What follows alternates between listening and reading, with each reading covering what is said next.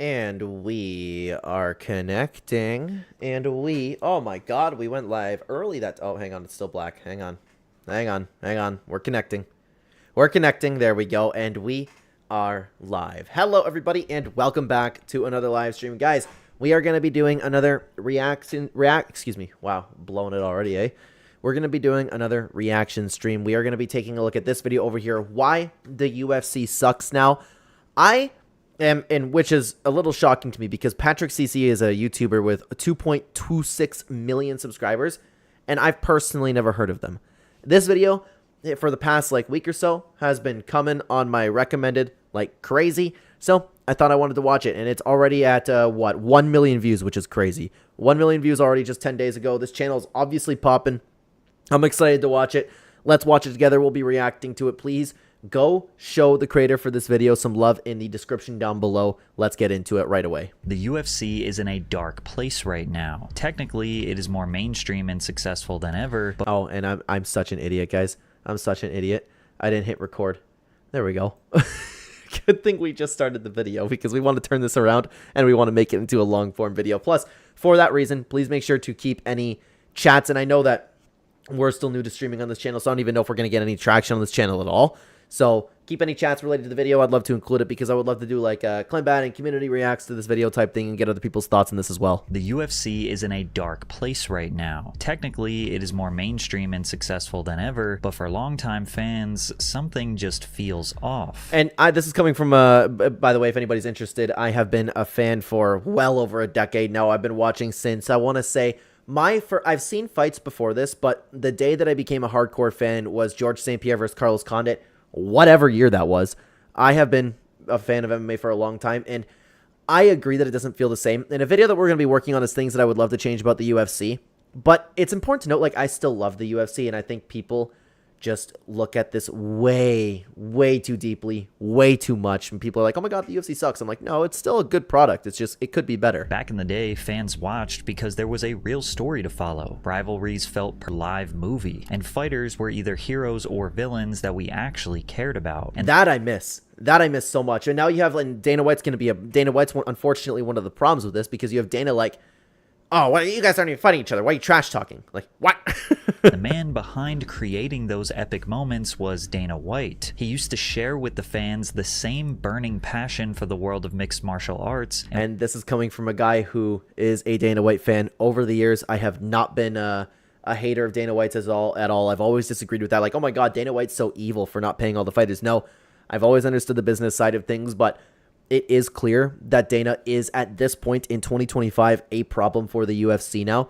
It sucks to see, but it's so clear that his passion's gone and he no longer cares about the sport. Was desperate to prove that it was the most electrifying sport in the world, but not anymore. Dana is entirely checked out of the empire he worked so hard to build, now focused entirely on building his new dystopian sport called Power Slap. And it's good. It's going to be more successful than all of the other sports combined. You know, we're going to take football, we're going to take the NFL, or football and the NFL. We're going to take soccer, we're going to take basketball. We're going to combine all those numbers, and it does about half of what the Power Slap's doing. Where the main event is Dana White versus his wife. But make no mistake, the UFC is not dying. With a $1.5 billion ESPN deal, weekly Apex cards, and record revenue, the UFC finally figured out the formula for guaranteed success. Dude, they've been doing great. Like, again, the numbers have been great. It's still good to watch. It just could be better. I'm not in the camp, and what's funny is we talk about this over here. If you're familiar with my other channels, we have this conversation about Fortnite on the Fortnite channel all the time. Everyone's like, Fortnite's dying, MMA's dying, the UFC's dying, and it never really is. People get stuck in the, oh, I'm not personally interested in the UFC anymore, so it must be dying, you know? But in doing so, they traded passion for profits. The events blend together, and that emotional connection we once had feels like it's fading for most viewers. And it's important to note that is the online viewer base. There are a lot of hardcores out there. There's a lot of great fans out there that are still very obsessed with the sport. They're just enjoying themselves instead of making their opinions known online and on Reddit, on Twitter, things like that. We are officially in the UFC Dark Ages, and today we're going to discuss what went wrong and what the future looks like for the UFC. Combat sports are inherently entertaining. After all, humans have been fighting in front of crowds for thousands of years. It's borderline in our DNA, but many fans overlook one major facet that takes these battles to the next level: the story. The story makes you care about the fight. Yeah, we don't have the, and I know it's been beaten to death now, but I know a lot of people really want the face-to-face back. I'm somebody who's like, like, don't get me wrong, the face-to-faces would be phenomenal if they were to ever bring that back, but I would love to have the things like the Go Big press conference now. I would love it if the UFC set up opportunities for people to actually, like, be able to trash talk each other again. I really miss that type of stuff. Like, and again, face-to-face is a great start, but I think they need to do the press conferences. I haven't watched the UFC 318 press conference, and I'm going to watch it, and depending on when you're watching this video, because we're going to spin this stream around, make it into a video, I'm recording this the day of the UFC 318 press conference. I already know what to expect. It's going to be like, hey, Dustin Poirier, are you excited to fight Max Holloway? And I know it's become a meme now, but this is actually the type of stuff that happens. It's insane. Gets you involved in the fight, and without the story, it can be just random violence. And sorry, I kind of went off topic there. We do miss the storylines. And countdown shows used to be good. Embedded used to be interesting. And that's where the UFC has been really suffering, is the marketing and promotion, which is strange because they're succeeding more than ever. The UFC and Dana White used to understand this perfectly. When George St. Pierre fought Josh Koscheck, it wasn't just about who was more skilled. It was a national hero defending his country's pride against the brash, arrogant loudmouth everyone wanted to see humbled. GSP was respectful, disciplined, and quiet. Koscheck was loud, disrespectful, and unapologetic about it. But here's the thing, too. We might have had a little bit of a mindset shift, and I'd have to think a little bit more about this because I'm open to being proven wrong about this. Or I don't even know if I'm like saying I want to be proven wrong about this because I'm not too sure. This is one of those things where I'm not sure, okay, but what I'm about to say. We have the one guy in the UFC right now that's trying to do that, and that's Colby Covington, and he just gets laughed at by the UFC fans. Like, is it because he's not winning fights? I don't know, but he's a guy that is willingly being the villain. He's willingly trying to create these stories, and everybody's just kind of like, oh my God, Colby, fuck off, you know? That's what they, you know? So if somebody else tried to do that, will we have the same thing? I'm not too sure. This fight is about Josh Koscheck knocking out George St. Pierre and off 23,000 French Canadian. When Anderson Silva fought Chael Sonnen, it felt like a comic book clash between greatness and delusion. Silva was the soft-spoken champion with an aura of mystery and near invincibility. Sonnen was the trash-talking underdog who ran his mouth so long and so loud that even people who didn't know MMA were tuning in, hoping to... Yep, and here's the thing, too. Here's the thing. If we had Chael nowadays, would the fans have the same reaction? I don't know, because Chael was high-key funny, and still is. I don't know. Maybe there's been a mindset shift in the community, but I could be wrong about that. So I would appreciate any comments down below about that one. See him get knocked out, or maybe pull off the impossible. Well, first off, I offer absolutely zero apologies. And secondly, listen, guys, if you're not willing to go too far, you will never go far enough in life. And I don't care. I don't promote fights. I pick fights. Dude, I miss Chael so much, dude. I miss Chael.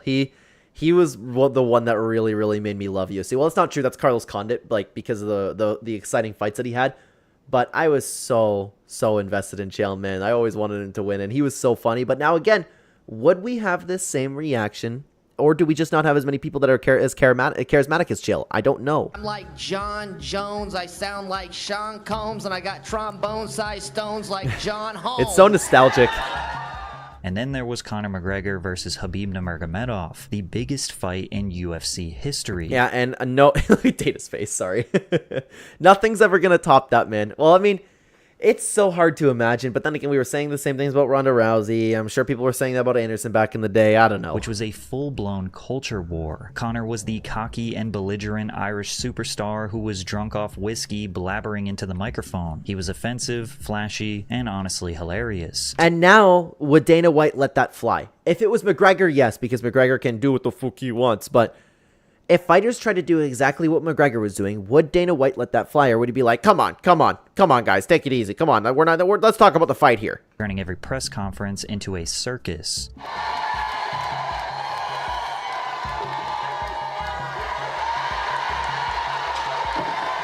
And it's also important to note, too, like, is it really fair to compare things to Conor McGregor? Because Conor McGregor is like a once-in-a-lifetime type athlete. Like, we'll only see a handful of people, if that, to the level of Conor McGregor. We may never even seen one to the level of Conor McGregor again. So is it really fair to compare anything else to a Conor McGregor?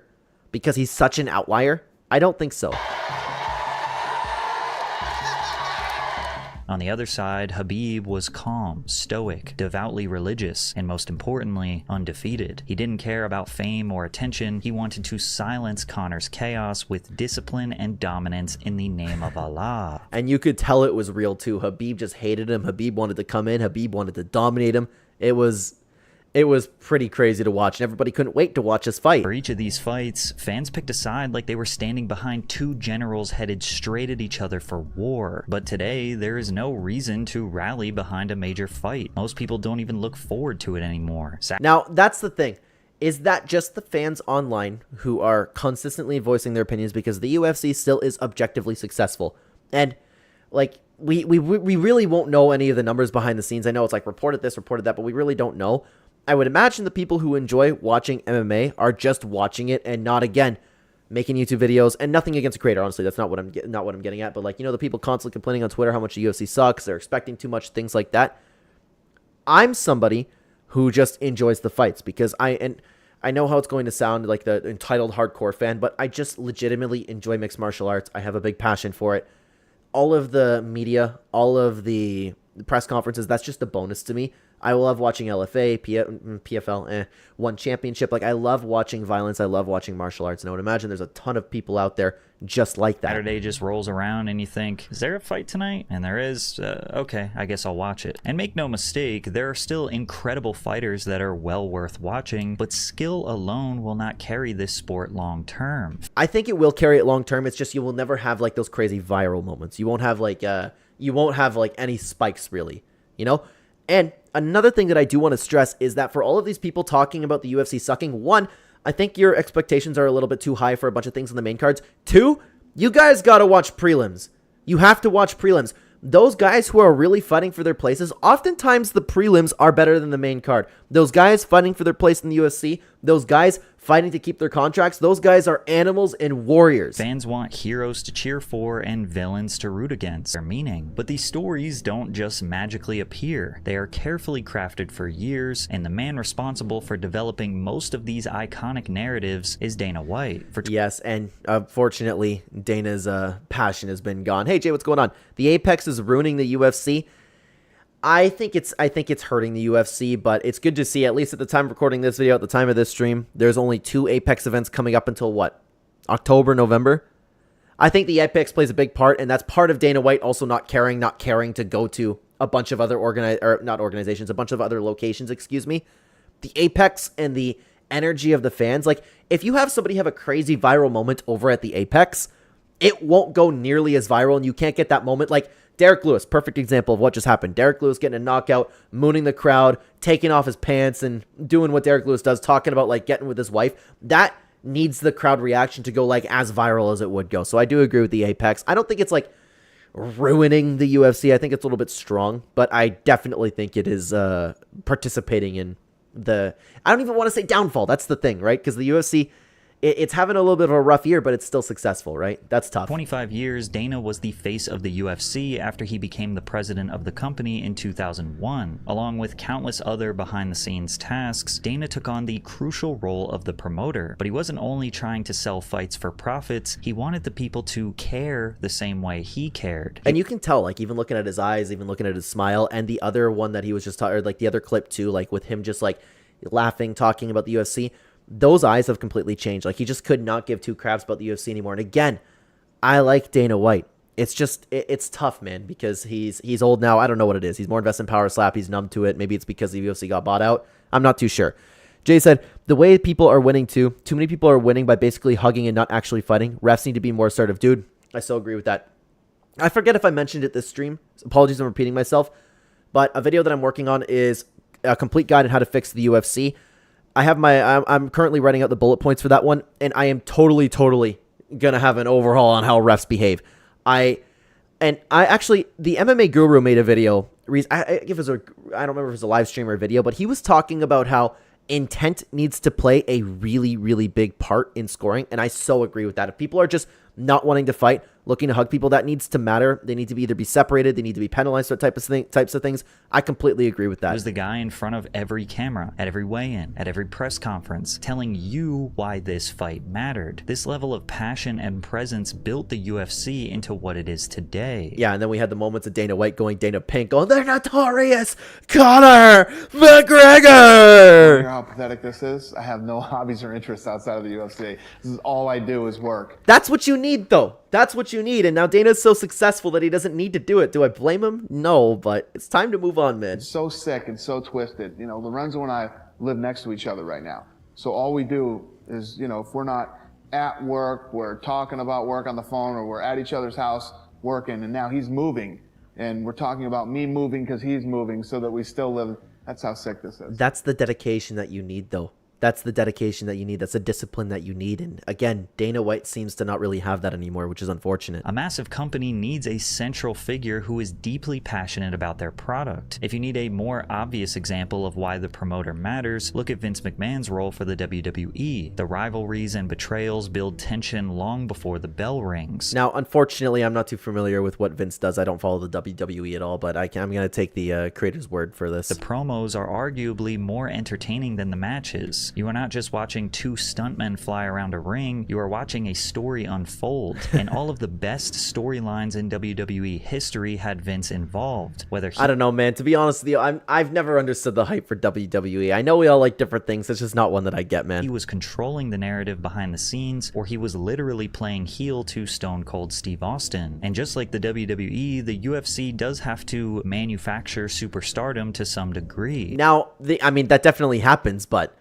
Oh, unless he means manufacturer, as in like, okay, John Jones and Daniel Cormier hate each other, so we're going to make them sit down face to face. That, yeah, they definitely have to do, but they need to let people, you know, really hate each other. Like, for example, I heard Vittoria, again, depending on when you're watching this, recording this video right before UFC 318. Marvin Vittori and Brendan Allen, the only beef on the cards, not at the press conference? Why? That's crazy to me. I was excited to see that. Now, Dana White is not necessarily a part of the fighter's storyline, but he is a huge decision maker when it comes to who gets promoted. These fighters get pushed heavily on the UFC's very popular social media accounts. Oh yeah, we just get the we get the announcements of fights. Oh crap. Oh no, what happened? Am I still live? Hang on. I just had something go on with my PC. Crap, man. Crap. Am I still live? Sorry, guys. Just a minute. Oh, boy. Oh, boy. Hang on, hang on. That's an issue, isn't it? What the hell happened? Task Manager's still up. OBS is still working. Hang on. Gotta get my Clenbat stream. We're still live. We're good there. What the hell just happened? Weird. Okay, so I'm still live. I don't know if you guys heard that. My entire monitor just went black. I think we're good. Yeah, we're live. Okay. We got Mila in the chat. Hi, Mila. I was going to sub, but Julia Argenti said you were a drug addict loser, so I want... Well, I'm not a drug addict loser. I don't do drugs. I'm not a loser. But all right. I know the name Giuliano Argenti. I'm not too familiar, so sorry about that. I don't know if you're just playing around over here, but hang on. Let me fix my live chat. Sorry to anybody who's watching this. Having a little bit of issues over here. There we go. So OBS is still good. Live chat's still good. We're back on. Reels at major events and get the chance to fight top-tier opponents. And for a very long time, they were excellent at this. The list of icons is long. Chuck Liddell, one of the first mainstream poster boys of the sport. Dana White was able to use his connections to get Chuck on Jimmy Kimmel, Conan, ESPN interviews, and Good Morning America. These appearances helped push UFC fighters beyond fight fans and into the general public's list. Why don't I remember these people going on late night shows? I remember Conor McGregor doing it. I remember Nate Diaz doing it. Like, I remember that clip with Conor McGregor, like, Nate's probably wearing that same black t-shirt, but that's all I remember. I don't remember anybody going on late night shows. Living rooms. Anderson Silva, Dana often referred to as the greatest fighter ever. Forrest Griffin was the winner of the Ultimate Fighter 1 and was on the cover of the UFC 2009 Undisputed video game. These opportunities don't just happen. Dana personally has to make it happen, and when he hyped up the fighters, it made fans more excited. GSP is going to defend his title against Nick Diaz. Anderson Silva will defend his title this summer. And yeah, he's active, and it's not, yeah, if he got asked that nowadays, could you imagine? We'll talk about it on Tuesday. Yeah, you guys know what I'm going to say. We're going to talk about it on Tuesday. That's the matchmaking day. He doesn't care. He doesn't care anymore. He wants to get this. He used to want to get this information out to us as soon as possible. And before the end of this year, we will see a super fight with either GSP and Anderson Silva or Anderson Silva and John Jones. Wow, okay, I guess that didn't really live up to it. But, you know, trying to make a deal with both GSP and John Jones at a different weight class, yeah, right. And even though Dana has an undeniable knack for recognizing and building superstars, some saw his power as a bad thing, because favoritism can bring someone to the top that may not deserve it. You know what? You know what? The only thing that I can think of on the top of my head is favoritism, like Kevin Holland, and it's somebody who's like just fighting after fighting, saying yes to the UFC. I think those types of things should be rewarded. Michael Chandler keeps getting opportunities, and people keep crying about that. He consistently puts on great fights, says yes to the UFC, so I'm okay with favoritism to a certain extent. Plus, and I also think a lot of people would be dishonest with themselves or being dishonest when they're writing stuff online saying like how ridiculous it is that Dana White plays favoritism, as if like they weren't in Dana White's position. They also wouldn't be playing favoritism. Like I know that I'd probably be playing favoritism to a certain extent. The biggest difference between the WWE and the UFC is that the WWE can also control the outcome of the fight. Oh, hey, Nick Diddy, welcome. UFC can't. Dana could spend months, years building up a fighter as a ruthless badass, only for them to get slumped in the first round. Oof. Or maybe Dana's personal favorite gets to skip through the ranks quickly and not have to fight through an entire division of killers to get a title shot. Again, that just doesn't bother me. It depends on the matchup. Also, I'm going to say this really quickly because I'm going to turn around and make this a video. Nick, if you feel like streaming Fortnite later, let me know, because I'm going to be streaming on the Clen Channel later on tonight. And many believe that the most recent example of this is Sean O'Malley. Sean O'Malley was carefully built up as a UFC superstar from the moment he emerged on Dana White's Contender Series in 2017. He had potential, and the UFC took advantage of that. I don't see an issue with it. The only issue that I do see with this is obviously the UFC being behind him him robbing Petr Yan. That's not right. And when it comes to like actually affecting fighters' purses and careers like it did with Petr Yan, that's very wrong to me. Very, very wrong. But so what? Sean O'Malley got to jump up in the rankings. I don't care. His one-punch knockouts, rainbow-colored hair, and Twitch streamer gamer persona made him immediately marketable to a younger audience. The UFC put him on high-profile cards, gave him favorable matchups, and heavily promoted him across social media. But as the hype grew, hardcore fans started to push back. They criticized that he hadn't fought many ranked contenders and accused the UFC of protecting him to preserve his star power. But again, like, they didn't protect him. They fed him to Petr Yan. He was involved in championship fights. Chito Vera is a very, very capable fighter, and I think people forget that. When he came into the UFC, yes, the UFC was trying to butter him up, but that's a smart financial decision. It's a smart, from a business perspective, that's smart for the UFC to do. Why would you not want to build him up like that? Guys, I'm sorry, I don't see an issue with it. He lost to Marlon Chito Vera in 2020. Many fans took it as proof that O'Malley wasn't the elite fighter the promotion made him out to be. However, he had a convenient nerve injury that made it seem like he didn't have a true loss. And at the end of the day, Sean O'Malley proved himself to be a very capable fighter and a very, very... like, he's a championship material fighter, man. Yeah, he lost to Merab twice, but everybody's been losing to Merab. Which allowed him to keep his contender status. He continued to beat guys in the division with style, which made Dana smile from ear to ear. Part of O'Malley's appeal was that he smoked grass, lived the high life, and had hair that looked like a gender reveal party. Far from the ultra-disciplined warriors we typically see. He shocked UFC fans when he TKO'd the champion Aljamain Sterling for the belt. And I don't know about you guys, but I personally wasn't shocked about that. Sean O'Malley is an incredible talent, an incredible fighter, and he's still improving to this day. Then defended his title against Chito Vera. It was almost looking like Dana was right all along, but then there was a fight that Sean O'Malley could not avoid. Yeah, because it's the champion now. Hey, YG, welcome over. Merab Dvalishvili, the positive, humble Georgian who had not lost a fight in 6 years. In their first bout, Sean looked absolutely stuck in the ring against Merab. And dude, at the first fight, okay, the first fight, no, I don't know, the first fight, he kind of worked his way too. Hey, Crafty. The second fight, Sean showed noticeable improvements, and I get it. Like, okay, people are happy that Sean O'Malley got like fraud checked. I get it, but Merab is beating everybody. That's not fair. You can't. I don't think you can dock him if Merab is literally beating everybody else. And objectively the toughest division in combat sports history. Cost him the title, but because Dana loves Sean and is a huge draw for the UFC, he got the immediate rematch. Yeah, okay, Petr Yan did deserve that fight before Sean O'Malley, but again, I'm not too upset about it. I whatever. This time, the build-up for this fight was deplorable, with MMA media running with the narrative that Sean was so prepared for the rematch that he stopped gooning and smoking weed. Wow. Well, he got... But guys, honestly, hi, Sunny baby, my puppy just woke up. Honestly, if you stop gooning and stop playing video games and just lock into training, that is something, and especially gooning, that is something that can significantly transform your performance, and we saw that. I know it's a joke, okay? I know it's a joke. Sean O'Malley's like, hey, I quit jerking off for this fight. We saw noticeable improvements from him. So I believe that's a real story. Like, I believe it, and it's one of the most important things you can do in your life in general is stop doing that stuff. Hi, Sunny girl. absolutely pummeled in the ring the second time, getting submitted by Marab, who is He didn't get pummeled. He didn't get pummeled. He had a brand new noticeable performance, man. not a submission artist in the third round. One question about Sean too. Obviously, two Sunny back-to-back girl. losses to the same champion, a dominant champion Hi, here, baby. puts him in kind of a weird place career-wise because it's almost like that Max Holloway thing, lose twice to Volkanovski back. Excuse me for a moment, guys. My dog is just woke up from her nap. Hi, baby. Hi, sweetheart. She's gonna start bothering me now. Hey, you had a good day, Missy. You had a good day. You ran a lot. Excuse me for just a moment over here, guys. Excuse me. Dana's head's so shiny. Yeah, I mean that is a nice shiny bald head, eh? Hi, baby girl. Hi, sweetheart. Oh my goodness. Did you just wake up from your nap? Did you just wake up from your nap? Oh my goodness, who's a good girl, eh? Who's a good girl? Why don't you eat your treat, huh? Right here, right? No, you don't want it? There you go. Okay, Daddy's got to keep working, okay?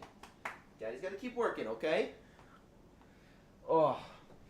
But yeah, Dana definitely does have a shiny head, eh? Oh, and my camera's... Hello. Never knew Sunny was that big. She would destroy Merlin in a fight. Dude, Sunny? Yeah, she would.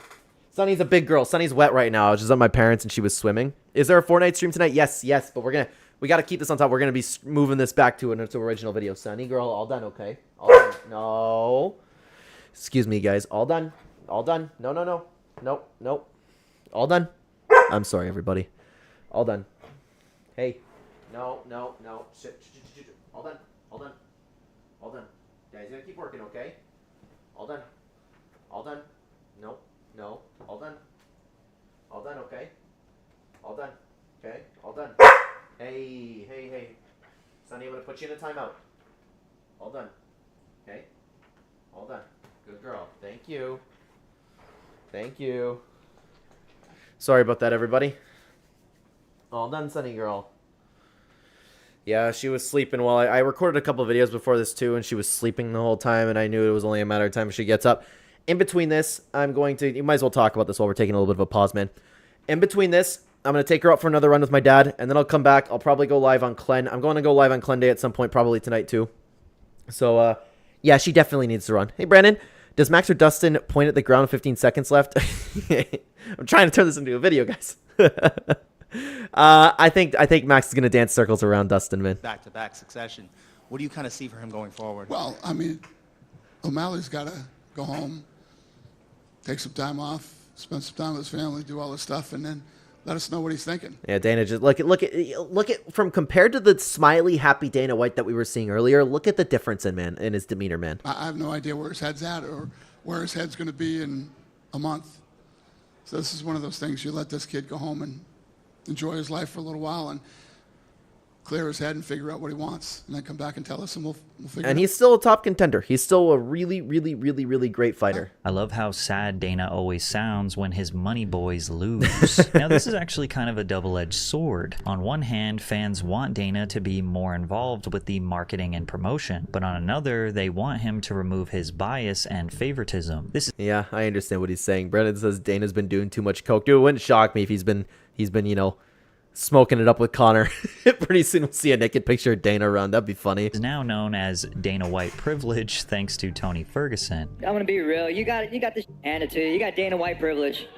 Dude, Chandler had the best response to that too. Just going, "Hey, thanks, Dana."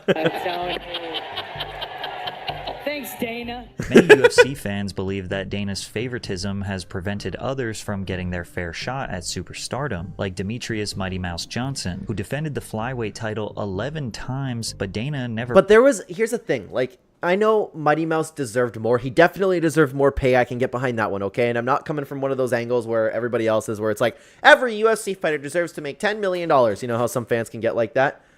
I'm talking about Mighty Mouse specifically. The problem was there was never any story in his division. He himself wasn't exactly the most promotable, but then again, he was dominating people in the same fashion Anderson was, but Anderson had chael. It's tough. Promoted him like the other champs, and despite being one of the most technical fighters in UFC history, he was traded away to one championship for Ben Askren. Now, but here's the thing, Askren went, like, he started marketing himself immediately at the press conferences and stuff like that. At the time, the trade seemed highly disrespectful. Instead of figuring out a way to build DJ as a superstar, they got rid of him for someone easier to market. But I do agree with that, and like upon further thought too, now that Mighty Mouse has a podcast and a YouTube channel, we're all realizing like how funny he is, how cool of a guy he is, and like I always liked Mighty Mouse, don't get me wrong, but we're all like, oh wow, Mighty Mouse had so much potential, you know, and for like stardom and stuff like that. But he never, the UFC could have played a bigger part, I do agree with that, but it's just, they were in a little bit of a tough situation. I didn't agree with the trade for Askren, but Askren was also a good addition to the UFC. And One Championship's my favorite personal organization, so I did enjoy seeing Mighty Mouse take on the competition over there. He had some banger fights. Was an undefeated, trash-talking Olympian who had dominated outside the UFC and insisted that he was better than everyone on the roster. His cockiness made him a polarizing figure, which made fans want to either... Skidmark MMA, what are you talking about? see him prove his greatness or get humbled, and they got what they wanted when he was on the losing end of the fastest knockout in UFC history. Hey, you can still credit Ben Askren to that by going a little bit more viral. And while trading DJ seemed disrespectful, objectively it seemed to create the most entertaining outcome in the end. See, that's what I was talking about. It just sucks the route that it ended up going for Demetrius Johnson. It's weird that they couldn't have just like bought Ben Askren or something. I don't know if they, like, the trades had to work. I don't know how it works behind the scenes like that. In my personal opinion, I think it's a net positive the more Dana White tries to push anyone as a superstar, even if we feel like they don't deserve it, because at the very least it gives us a villain to root against. So now you're starting to see this ever-present complicated stacking nuance here. I've seen MMA fans say a fighter's job is to fight and the promoter's job is to promote. Like, no, I disagree with that. It's the fighter's job to promote themselves as well, man. That is on them. They can't rely on the UFC to just constantly be the promotion. Look at all of the great guys that ended up promoting themselves and succeeding. In theory, it shouldn't matter if a fighter is quiet, awkward, or unwilling to trash talk. If they win fights, they should get pushed. But in reality, promotion is built on storylines, personalities, and emotion. And when But if you keep winning, then yeah, you should be pushed as well. It should be a healthy balance between the two, man. Fighter shows no charisma, gives bland interviews, and turns down media, it puts all the pressure on the UFC to craft a narrative from nothing. Now, here's the thing. When it comes to someone like Bilal Muhammad, who's consistently winning and winning and winning and winning and winning, it took him way too long to get to the title. That's one of those situations where I agree with, like, the UFC holding people back a little bit.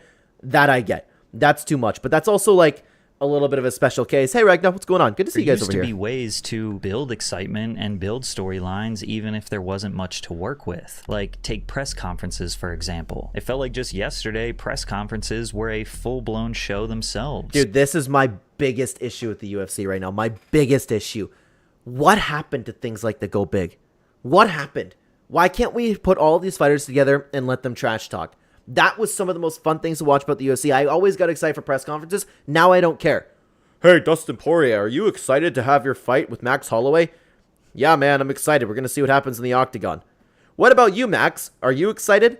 Like, and as much crap as we give Helwani, at least Helwani would come and be like, hey, Dustin, did you hear Max said this about you? And then they start trash talking a little bit back and forth, man. Like, I miss that stuff at the press conference, man. That's where the stories were built. Like, it wasn't just some pre-game boring Q&A. It was psychological warfare in front of a live audience. Fans and media packed into rooms waiting to see fighters come face-to-face, trash talk, and build excitement. This guy TKOs people. When I knock people out, they don't move. They're not. Who the is that guy? Who the is that? And nowadays, Dana would be like, Connor, you're not even fighting Jeremy Stevens. Well, he wouldn't say that to Connor, okay? He wouldn't say that to Connor, but you guys aren't even fighting. Come on, let's keep things on topic over here. I mean, do you understand, Errol? You and everybody else waited in the weather. You came to the press conference. Vandalay It looks like he found a bathroom as a backdrop in the men's shelter he's living at in Rio and got somebody to point his cell phone at his face. So good. Oh, I missed the face-to-faces too, man. Hey, Trickster. What's going on, guys? Welcome, welcome, welcome, everybody. Hey, man, I'm done talking to you. You can't be done talking to me. You're right here facing me, dummy. You gotta talk to me. Dude, and I loved it. Like, as much as I loved TJ back in the day, man, like, he was so bad at trash talking. I loved Cruz picking him apart. You got no choice. You got nowhere to go. You're playing touch butt with that dork in the park, the ponytail. I'm the one who ain't got no training partner. I don't think so. You seem to have it all figured out when you're fighting midget. Now, most of the time, you get what looks like a corporate board meeting with two guys having a compliment contest for 10 minutes. Oh, yeah, the fighters refuse to trash talk, too, and it's fine. It's cool to see the respect between two fighters, right? That's definitely cool to see. But look at this press conference right here. Look at this. What fun is going to come from that? You know, and I still to this day, and I've talked about this before, man, everybody hates on Juliana Pena way too much because I just looked at Valentina Shevchenko, Manon Ferro over there. No, she tries, man. Juliana Pena tries as much as we hate her. Brandon says, is there ever going to be a Prime Connor press conference hype again, you think? Well, I mean, if he ever fights at the White House, maybe, but we just need a change. We just need, and I hate this. I hate to say this because I'm a fan of Dana White, but I think it's time for Dana White to step away. The passion's gone. Let the fighters have their viral moments because we're capable of doing this. Like, you had Marvin Vettori tonight. Why is he not at the press conference? Why? Marvin Vettori, you could have let him and Costa go at it. Marvin Vettori would come in, how the fuck is that even a question? It's like screaming, getting pissed off, having a little bit of an attitude. Why do we have, dude, Marvin Vettori is the most interesting person on the card. Not the most interesting fighter, but the most interesting person. And you're not letting him at the press conference. Why? There's no reason for it. The drama and unpredictability of these events are mostly... And by the way, for that video that I'm working on, The Complete Guide to Fixing MMA, I have a very, very good and unique solution to the press conference issue, and I can't wait to drop that video, guys. Gone. And again, it's back to what we said before. Looking at it from a business perspective, does it make sense for the UFC to spend all this money and pack out a venue for a press conference just for two dudes to love each other on stage? The UFC is now a multi-billion-dollar business, so it's easy to understand why they prioritize finance, because you can do both. They've proven that they can do both over the years. It's not difficult to add a Marvin Vettori to the press conference. It's not difficult to do those little things. And to have a face-to-face, you think that's difficult? No. What is best for the story is not best for profit. And there are a few key ways that the UFC used to create great stories that they have seemingly abandoned. Firstly, hometown and enemy territory events. The concept mimicked what almost every other sport does. Create a home team advantage. They would host the fight in a major city close to the hometown of one of the fighters. Now, what's interesting about this too, and I so agree with this. Hi, Sunny Girl. I wish I could remember. I watch a ton of MMA content, guys. I'm sorry. I have a desk job, and I also do 2 other jobs on the computer, so I watch a lot of YouTube, especially in the background. I can't remember who mentioned it, but someone brought up the idea to, no matter what the champion is, have them defend in their home country. It might have been Lucas Tracy. Have them defend in their home country. I thought that was an excellent idea. Get that pride going. That'd be so cool, man. That'd be so cool. And always have that challenger come in as the outsider trying to take, trying to take the throne from the lion. 90% of the audience is cheering for their hometown hero to win, which meant that the away fighter became the enemy, walking out to deafening boos, death threats in the DMs, and sometimes an entire nation hoping they get knocked out. The stakes felt personal, and it created tension that even casual viewers could feel through the screen. I so agree with that. I so agree with that. Sonny, baby, I'm sorry, everybody. Daddy's got to keep working, baby, okay? Daddy's got to keep working. After we're done with this video has 12 minutes left, okay? This video has 12 minutes left. Look, I don't know if you can see through the camera the hope in her eyes that she's looking. I'm sorry, baby. I'm sorry. Daddy's got to keep working, okay? Daddy's got to keep working. All done, okay? All done. All done, okay? Good girl. All done. All done. Okay? All done. Sorry about and she's probably going to get up on the couch again, want to play. Sonny, all done, baby. All done. I'm going to put you in a timeout. All done. Okay? Thank you. All done. All done. Thank you. UFC 158 Sorry about that, guys. GSP versus Nick Diaz in Montreal, Quebec. GSP was Canada's national treasure who represented everything honorable about martial arts, and the UFC put this fight in his hometown of Montreal, where 20,000 fans packed the Bell Center to support. And now forgive me, the dog distracted me a little bit. Are they talking about the Nick Diaz fight? Diaz, on the other hand, yeah, this was amazing. I remember this back in the day. I'm sorry, I'm Canadian. I was cheering for Nick Diaz. I've always loved Nick Diaz, man. I have always loved those things when you have like an entire crowd behind a champion and a challenger coming in just like wanting to like screw everything up, being like having an attitude like Nick Diaz. Is the exact opposite. A trash-talking, weed-smoking brawler from Stockton, California. He disrespected GSP constantly in the lead-up, pledging to embarrass him in front of his home country. And Canadians booed Diaz as loud as they possibly could at him that night. And that's what you need. That's the amazing story that the UFC used to craft, man. When GSP dominated Diaz in front of a roaring hometown crowd, it felt like the entire nation of Canada was defending their champion's legacy. But yeah, and you think about it too, with how boring of a style that GSP had.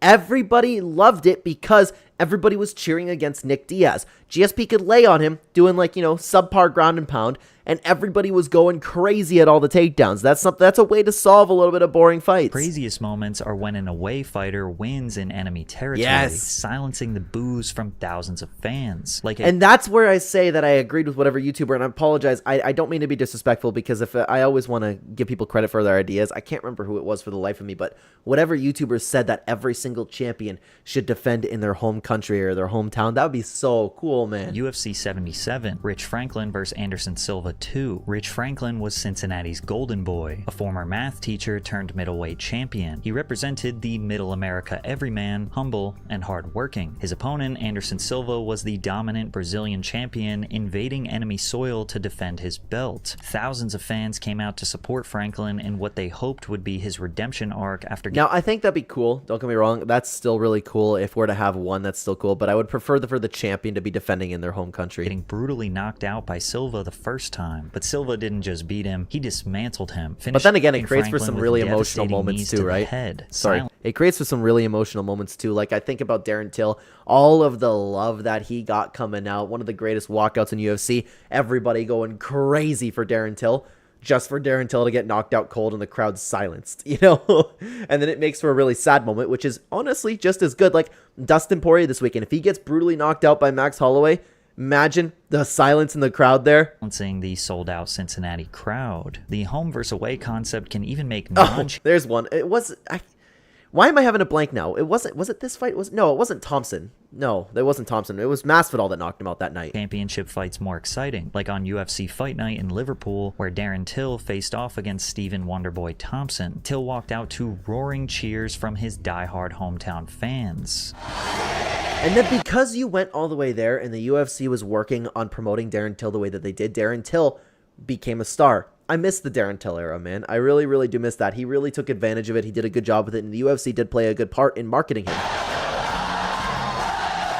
Like, this was cool to see. Even though there was no belt on the line, the atmosphere made it feel as important as a championship fight. When Till won, the entire city of Liverpool won too. But in recent years, the UFC has mostly abandoned hometown or enemy territory events. Well, it seems like they're finally changing that a little bit with the Apex, just a little bit, but we'll have to wait and see, right? We might just be on an okay streak. Instead, we get neutral site cards in Las Vegas or sterile matchups at the UFC Apex. Yeah, they're good fights, but there's no story behind them, right?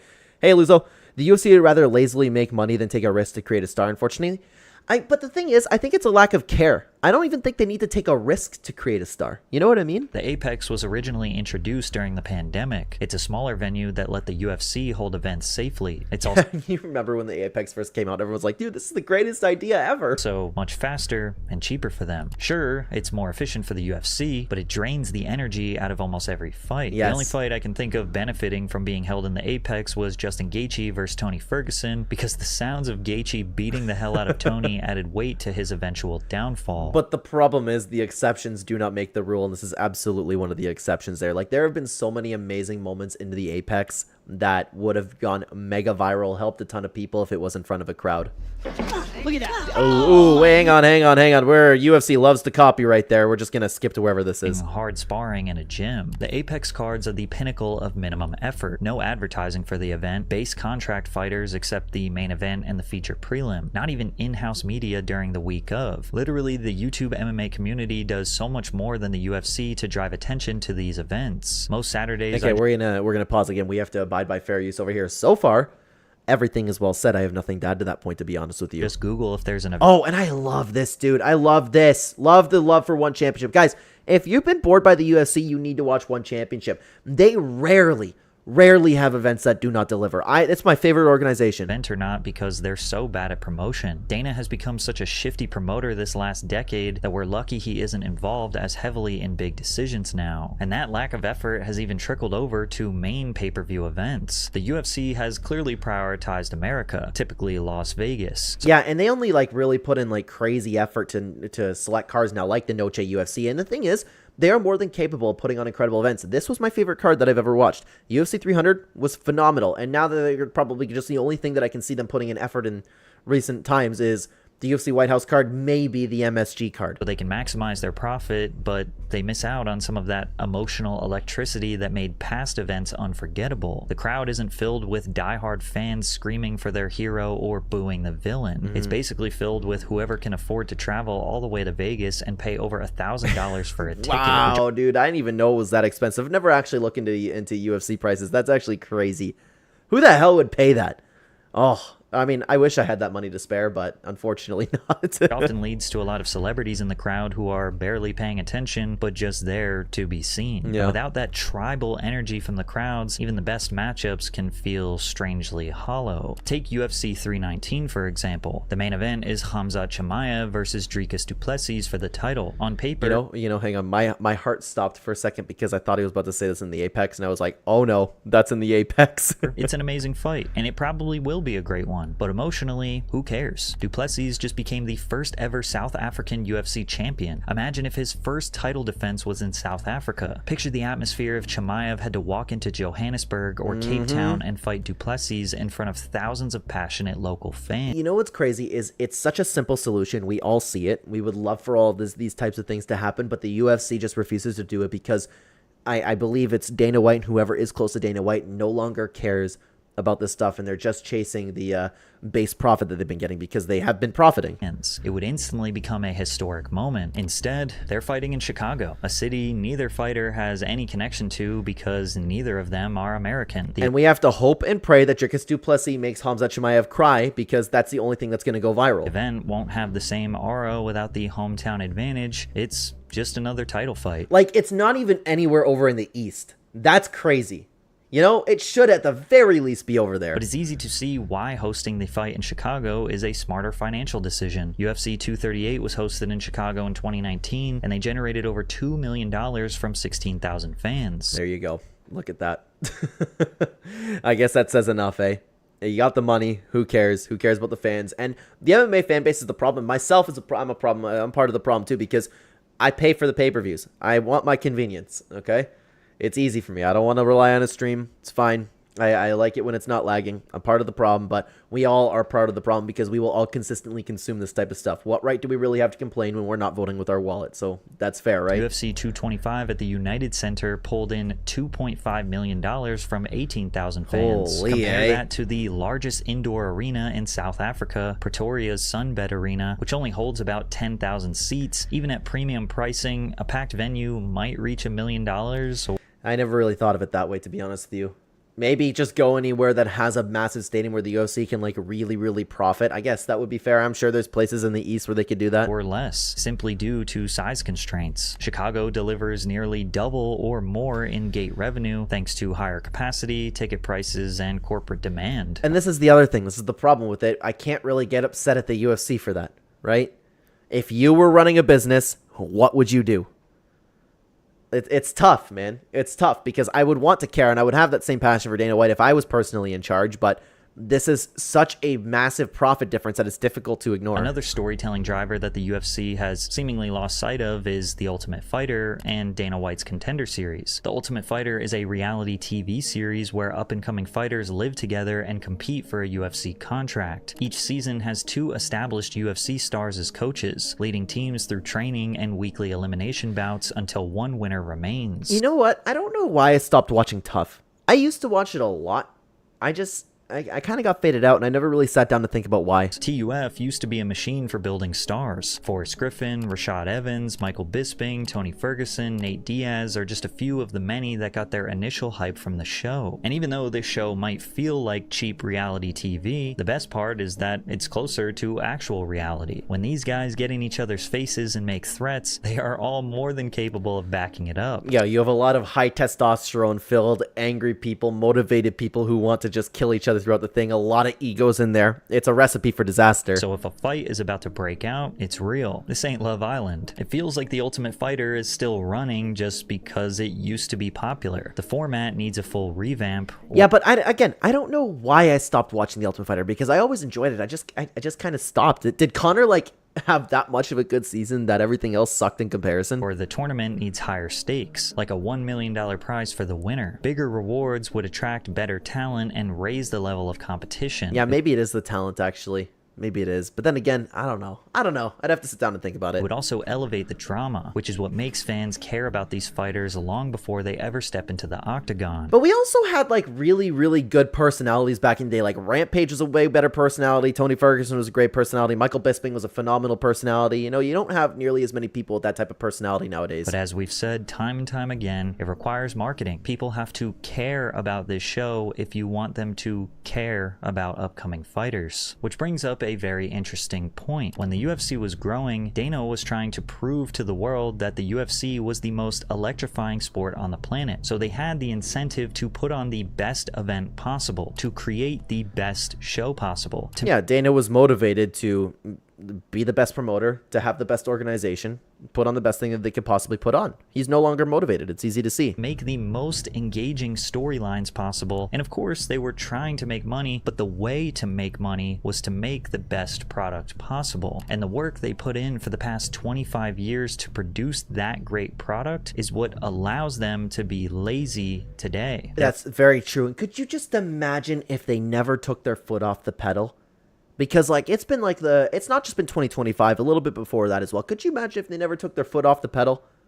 The UFC would be even more dominant than it is. Minimal promotion, unexciting talent scouting, and neutral locations are still producing massive profits for them. Yeah, do they still do Dana White looking for a fight? I don't think they do. Could be wrong about that, so don't quote me to that. UFC pulled in $1.45 billion in 2024, which is up from $1.2 billion in 2023. And I hate to be that guy. I hate using these arguments because I understand. I understand, okay? You know, it'd be different if I was in charge. It'd be different if everyone else was in charge. But I know that if you have pulling in 1.4 billion, you have a little bit of money you can spare to make your product great. In Q4 alone, live events generated $64 million. UFC 306 at the Sphere broke records with a $21 million gate, the highest in UFC history. And since Dana White is producing record profits for the company, it's unlikely things will change. Very well said. It's going to be fall on the responsibility of whoever is the new broadcasting deal, because that's gonna tell a lot about what's to come for the UFC these days. But it's important to note, while we're still talking about this, I still love the UFC. I'm still very invested in the UFC. It's my favorite sport, and I will never abandon the UFC. I love it. Okay, it's just unfortunate that it's not hitting the same. Dana and the UFC as a whole seem completely absent from valuable promotion. The best we get is him posting a selfie video on his Instagram. Oh my God, that needs to go too. That needs to go. What happened to sick trailers? What happened to things being announced on the cards? What happened to all of that stuff? Or hey guys, before you go, we have one more thing to show you to press conferences. Now it's Dana White. What's up, guys? We have the badass Sean O'Malley taking on Marab Devilishvili, and he'll even mispronounce people's names. Fake excited voice while reading off a script. Yeah. What's up, everybody? It's Fight Week Live this Saturday night from the sold-out Prudential Center in Newark, New Jersey. And then it'll follow the same thing all the time. Kevin Holland, he's just won 2 of his last 3 fights, and he has been on a roll. The main event, Marab versus Sugar Sean. Yeah, there you go. He didn't even know how to pronounce Marab's last name. You know, it's fine. I get it. It's a difficult last name to pronounce, but I know he just skips that stuff, and I'm sorry. I'm not going to play any UFC. The UFC's hungry for copyright, guys. At UFC 310. So we get a press conference without Dana, which makes it less interesting. We get no real promotional pieces on the fighters that are interesting at all. Basically, we get embeddeds, which are low-level vlogs. But embedded used to be good too. It's just now they're just like scraping it together to get an embedded video out for the sake of getting an embedded video. And honestly, usually I don't agree with a ton about what Joey says, but he's cooking so far. Which basically just shows, oh, Pantoja got a haircut? Oh, Gary's playing with his kid? Oh, yeah. Oh, they're getting picked up at the airport? Oh, they're going to show B-roll of them riding down the street in Las Vegas. They're getting dropped off at the press conference. Oh. But meanwhile, we used to have something like Conor McGregor rolling down his window and calling Jose Aldo I don't know if this word will get me demonetized, but you guys know what word I'm talking about. Oh, my God. I don't even watch the embeddeds anymore. I don't care about the embeddeds at all. But the main Yep, I was somebody who used to watch embedded religiously. I used to watch Countdown religiously, but now it's just the same product over and over again. The main reason why Dana is checked out of the UFC is because he is spending most of his marketing efforts on growing an entirely new sport called Power Slap. But here's the thing, like, you would think if Dana White's as motivated as he is to grow things like Power Slap, or he was getting involved with boxing too, you would think that he would still be able to keep that same energy for the UFC because he's still grinding and he's still working. Power Slap is a sport based around two guys taking turns slapping each other until someone can't continue. Oh man, this is gonna suck. Welcome to the welterweights. Now, I know it might sound so arrogant to say. It might sound so arrogant to say. And I know that people hear about this. Like Dana White, for example, he's probably been told this a million times about the UFC when he's bringing it up. I can't believe that you're trying something as barbaric as cage fighting, you know? A lot of business ideas get crapped on. Like, look at all of the different things that have been on Shark Tank over the years, right? And have just been crapped on. They were laughed out of the room, and they went on to be very successful businesses. I know I'm kind of doing the same thing here. I don't get the people slapping each other. I have a difficult time seeing that succeeding, but then I sit back and I think, okay, Dana White, he's a very, very successful businessman, and he knows more than I do, so maybe he can make it work. Yep. That's it. And Dana is all in on this, using the UFC's massive social media following to promote it, and even saying it will be bigger than the UFC one. I know that's crazy. But I know people have big issues too with the UFC social media having Power Slap on it. I don't see an issue with that, to be honest with you. It's just like right now, sorry, I don't see an issue with it. They were doing way too much when Power Slap first came about, and it was kind of overtaking with the social media that I wanted to see for the UFC, but now it's a healthy balance. And some of you were there and heard me in the early days. I said, this will be the biggest sport in the world.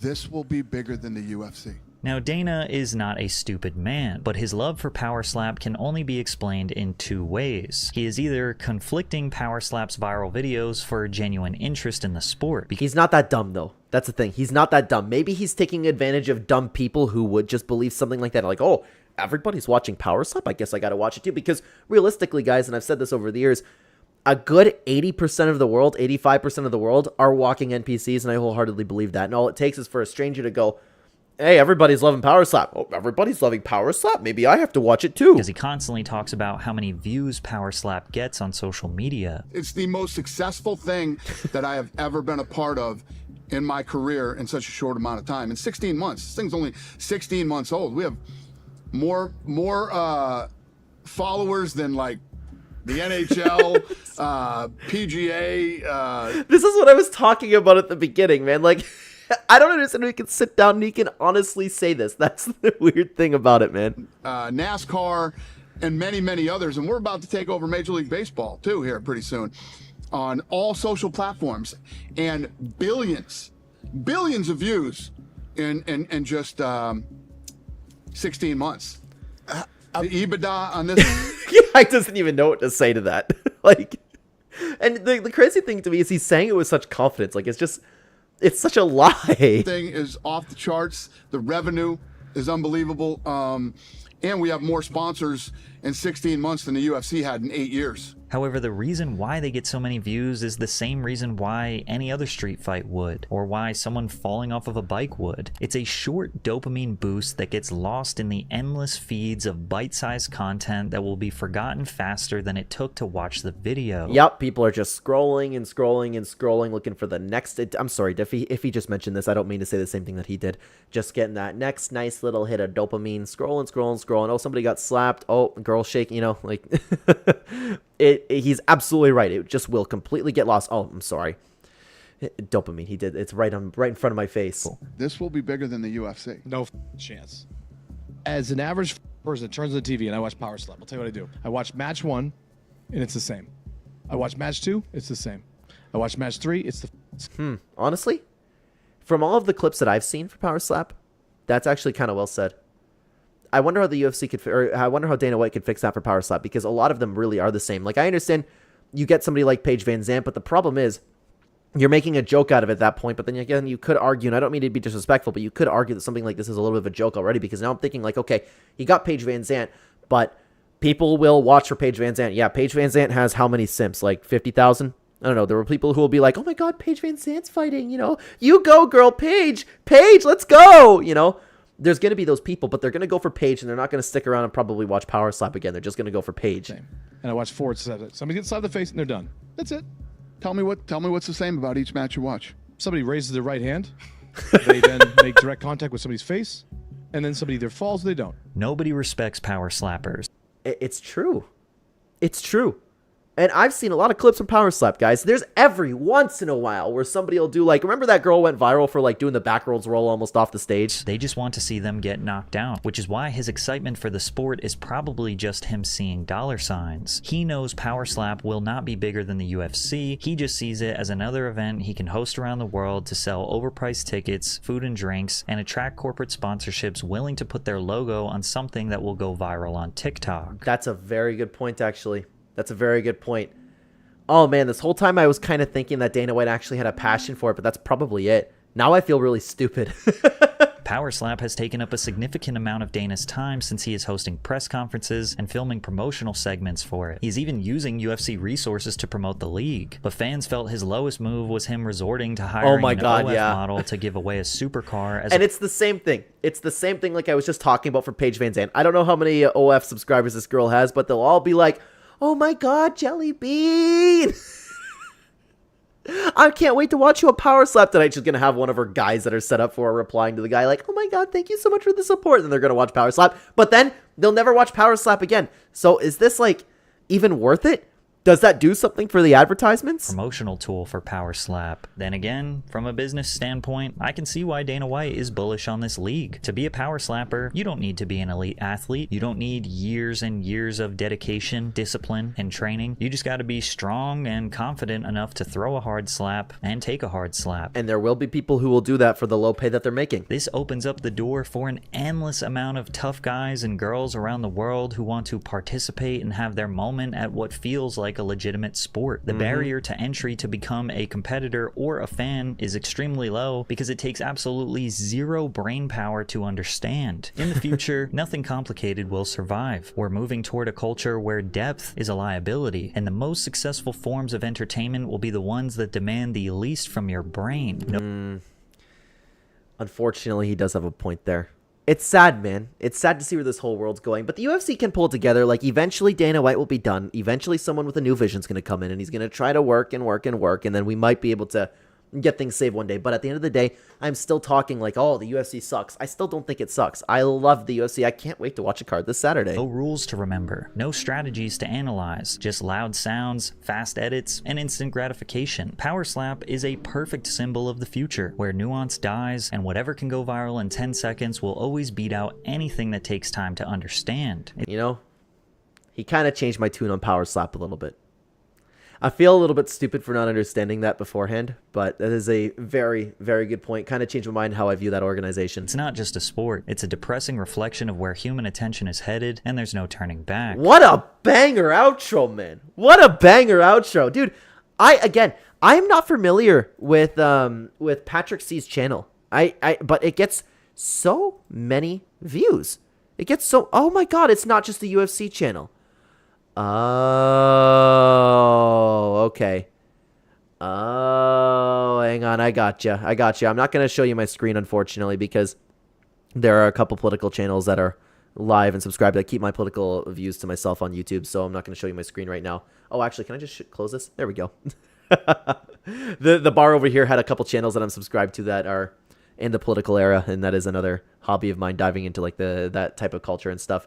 But I didn't know that this. I thought this was just. I didn't know this was a channel talking about everything. I thought this was just a UFC channel. So that's why I'm like, I'm so invested in MMA. Why have I not seen this channel before? But I have. I started watching this Katy Perry's career. Have I seen anything else on their channel? Oh, I started watching this video too. Oh my god. I have seen videos from this channel. What else is there? Yeah, I guess I haven't seen anything else. Okay. That makes sense. Kind of reminds me of Sunny V2. Yeah, I can see the appeal. Yeah.